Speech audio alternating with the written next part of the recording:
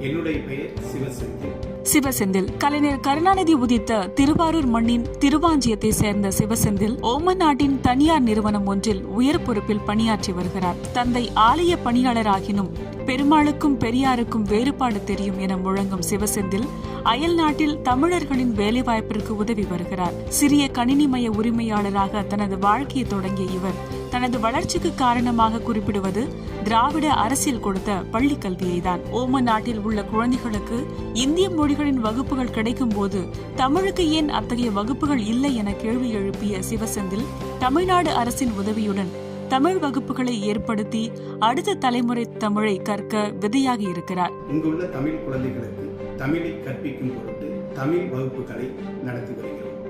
படித்தது அரசு பள்ளி, முதல் தலைமுறை பட்டதாரி, எளிய குடும்பம். சிவசெந்திலின் பின்னணி எளிமையாக இருந்தாலும் அவர் தமிழ் சமூகத்திற்கு செய்திருப்பது